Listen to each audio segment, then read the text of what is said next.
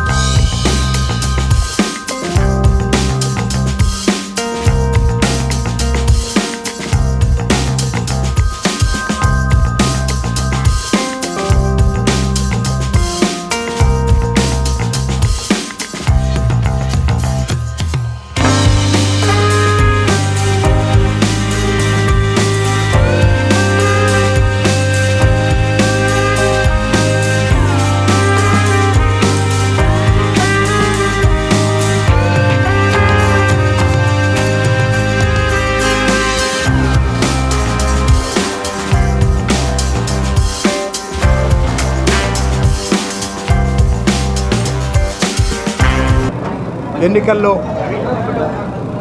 Telugu Desam, Janasena, BJP కూటమి ఘన విజయం సాధించి చంద్రబాబు నాయుడు గారి నాయకత్వంలో నూతన ప్రభుత్వం ఏర్పడి అమరావతి పునర్నిర్మాణం, అమరావతి నిర్మాణం, ఆంధ్రప్రదేశ్ పునర్నిర్మాణం మొదలైన నేపథ్యంలో హైదరాబాద్ నగరంలో హెచ్ఎంటీ కాలనీలో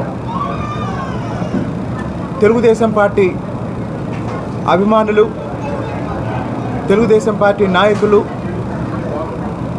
జొన్నలగడ్డ శేషగిరిరావు గారు, అలాగనే చౌదరి గారు, వీళ్ళ నాయకత్వంలో ఈరోజు ఒక విజయోత్సవ సభని ఏర్పాటు చేయడం జరిగింది.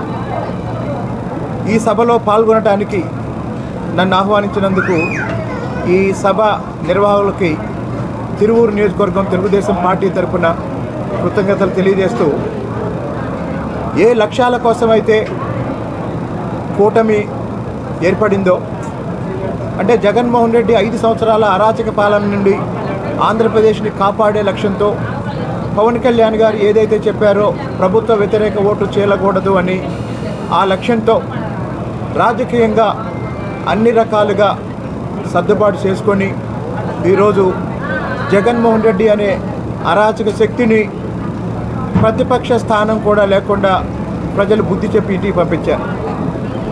మరి కూటమి భారీ మెజారిటీతో 164 స్థానాలలో ఎమ్మెల్యేలతో కూటమి ప్రభుత్వం ఏర్పడ్డ తర్వాత కూడా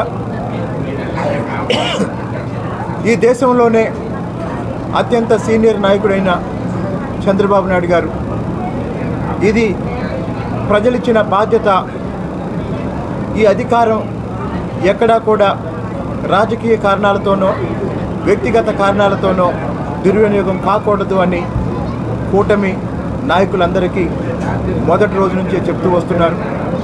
ఈ నేపథ్యంలో కూటమి ప్రభుత్వం ముందు స్పష్టమైన లక్ష్యాలున్నాయి. అమరావతి నిర్మాణం జరగాలి, పోలవరం నిర్మాణం పూర్తి కావాలి.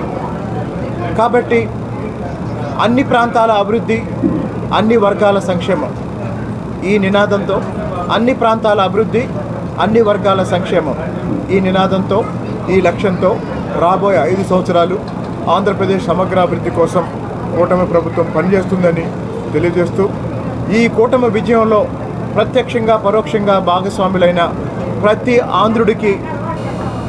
ఆంధ్రుడికి మరోసారి పాదాభివందనాలు తెలియజేస్తున్నాను. జై అమరావతి, జై తెలుగుదేశం, జై చంద్రబాబు నాయుడు.